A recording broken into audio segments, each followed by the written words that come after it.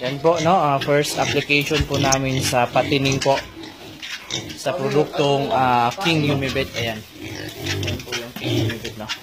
So, ito po yun sila. May mga anay din.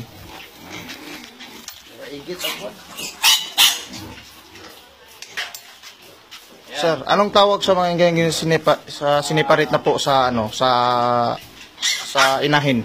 Ito po yung tinatawag na patining, no? Ito pala.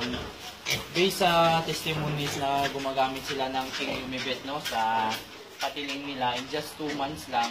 So, average weight po 70 to 75 kilos kasi yung product namin ina-enhance na yung feed intake ng hayop like sa mga baboy, no?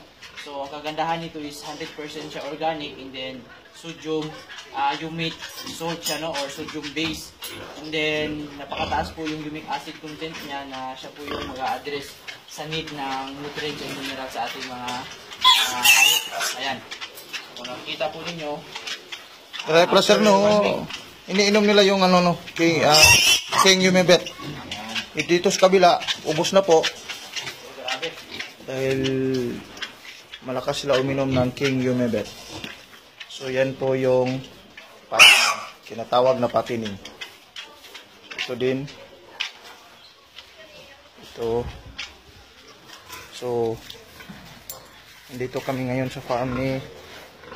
Saan yung farm dong?